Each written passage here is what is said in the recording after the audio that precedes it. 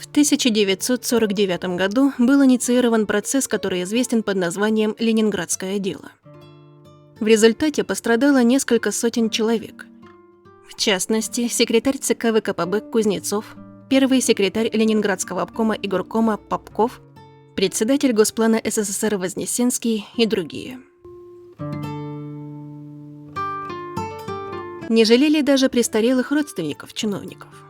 Так, к примеру, в ссылку были отправлены 72-летний отец и 66-летняя мать секретаря Ленинградского горисполкома Бубнова. Людей арестовывали не только в городе на Неве. В других населенных пунктах страны вылавливали и сажали за решетку тех, кто был родом из Ленинграда и мог быть связан с его партийной верхушкой.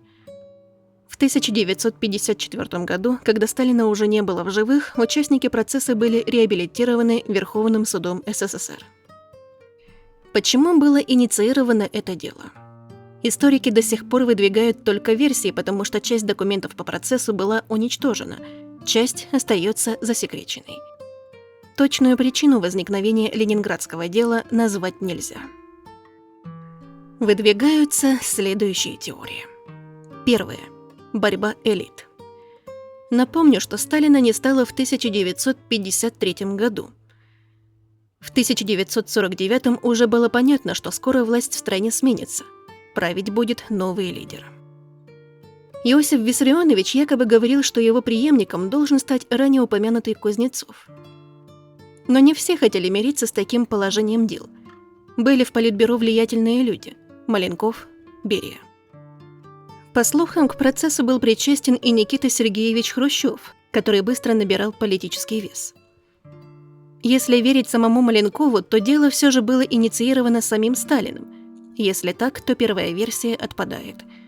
Но можно ли верить Маленкову? Второе – возникновение клана, который нужно было уничтожить. Историк Борис Старков и некоторые другие уверены, что к концу 40-х годов в СССР был создан настоящий клан по принципу землячества. Ленинградцы, которые работали в родном городе, и те, кто был направлен в другие регионы, взаимодействовали в своих общих интересах. По информации все того же Старкова, Кузнецов жил в особняке, состоящем из 20 комнат. Взяточничество и коррупция были нормальными вещами для Ленинграда конца 40-х годов прошлого века. Вознесенский, занимавший должность руководителя Госплана, якобы активно помогал землякам в финансовых вопросах. Третье. Русская партия.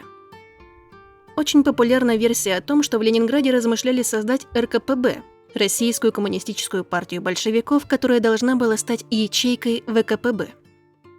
В некоторых регионах страны подобные филиалы были. Но Сталин не мог допустить, чтобы такая группа появилась в Ленинграде. Иосиф Виссарионович якобы считал, что Ленинградская русская коммунистическая партия может стать не просто отростком ВКПБ, а реальным ее противовесом, противодействующей политической силой. Ходили слухи, что Жданов, Кузнецов, Вознесенский и другие хотели даже вернуть Ленинграду статус столицы. Историк Амосов считает, что ни о какой русскости речи идти не может, потому что в блок входили белорусы, башкиры, латыши. Единственное, что их всех объединяло – определенное отношение к Ленинграду. На мой взгляд, все эти причины нужно объединить воедино. В Ленинграде действительно образовался клан, причем сильный.